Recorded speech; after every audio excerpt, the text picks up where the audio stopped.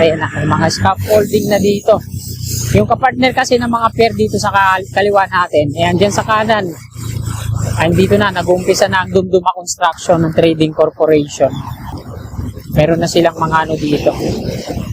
Mga scaffolding, parang babakuran nila dyan. Ayan. Kaya sinarado nila dito sa kanan, dating nadadaanan. Dito naman sa kaliwa yung nadadaanan ng mga sakyan. Ayan, nagli-lifting sila dito. Sinimulan ko to, walang naniniwala sa paligid ko. Ano? Sa baba, ito yung Pandakan Station sa kaliwa natin. Sa kanan naman natin, dati nagbabaraks yung DMCI Asiona. Ayan, dito sa kanan natin yung nagbabaraks. Nag-pull out na sila at nandun na sila kanina sa may nandun na sila sa may Quirino Avenue. Dito naman yung Section 2A ng Skyway Stage 3. Dito yan ang umpisa. Ito yung dating stasyon, Pandakan Station, Beata.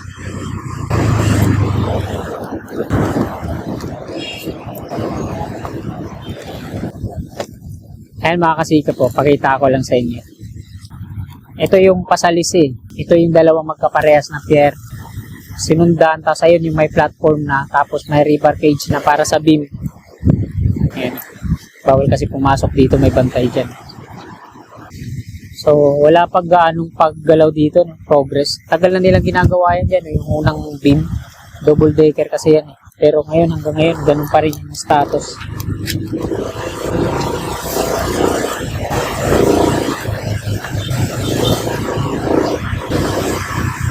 Ito naman yung creek. Ayan, no? Sa taas lang kasi, pag nandun tayo sa flyover, maliit lang tingnan yung ilog na to, no? Pero kung titingnan natin, napakalawak. Yung lane kung sakay kalsada to, no? Two-way. Ayan naman yung bahay na dinidemolish, dalawa po yan. Kita naman natin kanina dito, no? Yung Pasalisi na mga pier. Dito ang diretso niyan sa kabayan na yan. Tapos babalik dito sa highway. Dito sa dadaanan natin.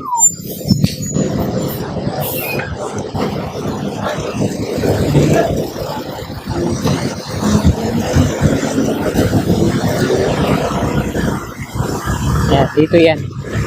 Dadaan yung mga pier. Inuuna nila yung on-ramp, off-ramp dun sa dulo. Kasi nga may problema pa sila dito sa right of way. Mangilan-ilan pa lang yung nababayaran siguro. Kasi ito, may mga doon na tender na nakalagay. Restricted area, government, ano na, yung nakalagay. Pag-aari na ng gobyerno. Bayad na siguro yan. Yan. Kaya sinarado to dito dahil para bigyan siguro ng daan yung mga equipment na dito ilalagay o para sa demolition dyan sa kanan. Padre Jacinto Zamora Bridge na tayo at meron ng heavy equipment tayong nakikita dito. NCR dito sa kaliwa. Ayan, gagamitan nila ng balance cantilever construction yan dyan pag binuna yung tulay. So meron na ang heavy equipment dito mga kababayan at ayan na, mga scaffolding na dito. Yung kapartner kasi ng mga pier dito sa kaliwa natin, ayan dyan sa kanan. Ayan dito na, nag-uumpisa na ang Dumduma Construction ng Trading Corporation. Meron na silang mga ano dito. Mga scaffolding, parang babakuran nila dyan. Ayan. Kaya sinarado nila dito sa kanan, dating nadadaanan. Dito naman sa kaliwa yung nadadaanan ng mga sakyan. Ayan o, nagli-lifting sila dito. Mayero, ano? Ay, kakarga dito. Kakarga. Gamit ng mobile crane. At nilagyan na ng mga scaffolding yung bahay na yun. Didemolish na siguro.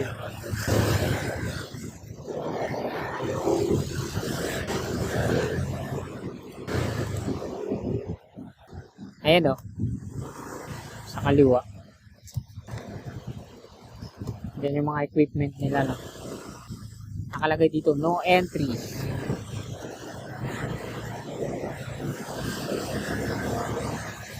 Kinabahan yung gwardiya. Tumingin sa akin, kala niya papasok ako dun. lalaki na ng mga ano dito, markings sa kanan, ano, dito sa wall. Ayun. Ayan kasi yung mga pier column dyan, kapartner ng mga nandito sa kaliwa. Ito yung ginawa ng section 2A, bali 5 na to dito natapos na. Ito yung mga double decker pier column. Pagulot naman itong mga to. Wala, sumabog eh. So dito muna tayo sa may Buddhist Chuchi Campus. Ayan. Buddhist Chuchi Campus. Ito yung Barangay Development Center. Yan, nandito po tayo ngayon sa dulo ng Section 2A. Yan. Napapansin natin dyan sa taas, ayan yung viaduct ng NLEX Connector. Bali yung NLEX Connector dito ay nag-uumpisa po sila sa may Espanya Boulevard, Section 2, hanggang dito sa PUP Santa Mesa. Yung Section 2A naman ng Skyway Stage 3 ay nag-uumpisa po yan doon mga kababayan sa may Thomas Claudio, no? Doon sa kanina na pinakita ako. Tapos hanggang dito naman yun. Dito po sila maglilink. Yan, dito sila magdudugtong.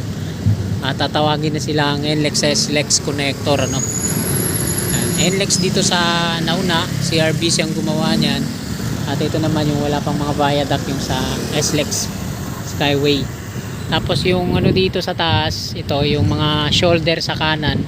Ayan yung on ramp sa taas. Ang entry niyan doon sa may gasolina sa unahan. Ayan yung mga pier niya, yung matataas na yan. Tapos yung off ramp naman, ito, yung nasa baba. Southbound kasi yung nasa baba ay, sorry, northbound dito sa baba, southbound sa taas.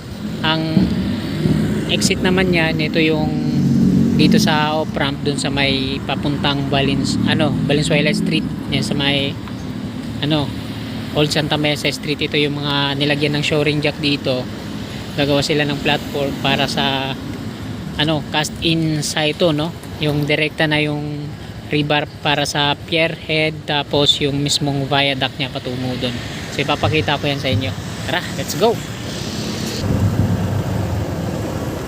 Ito mga kababayan, ito yung mga shoring jack dito, no? Ang lalaki kasi hindi basta-basta na yung gagawin nila dito, cast in yan eh. Nagre-rebar na sila dyan para sa pier head, tapos kasama na yung para sa slab. Ayun, so dito na yung status niya ngayon dito.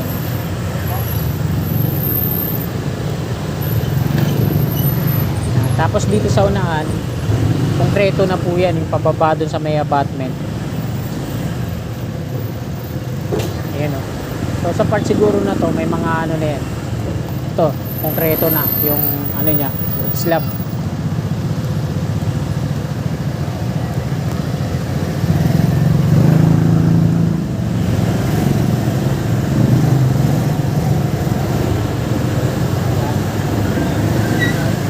Dami kasi kumakaunter, one way to eh. Swerte lang talaga sila kasi wala nang pulis na namamara dun sa dulo. 2,000 yan sa City Hall ng Manila, one way ticket.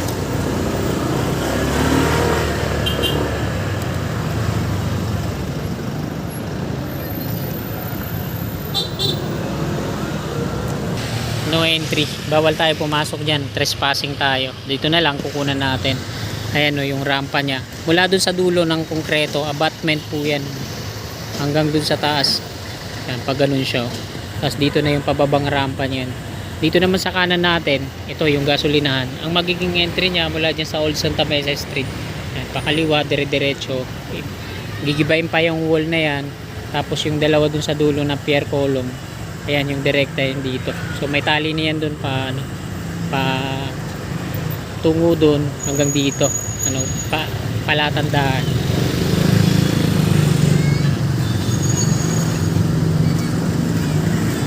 So ayan mga kasikap, ayan po yung update natin ngayon dito sa may Paco Santa Mesa Road. Ayan po yung off ramp, yung una nilang ginagawa. Yung on ramp, yan, wala pa, 2 pier pa lang yung nandun. Tapos B. Francisco patungo dun sa sa Teresa. Yan. Ayan naman yung Old Santa Mesa Street, mula dun sa Ramon Magsaysay patungo dito. Yan, pakanan dyan patungong Valenzuela Street yung off ramp na yan. So hanggang dito na lang, magandang hapon po. God bless po sa ating lahat.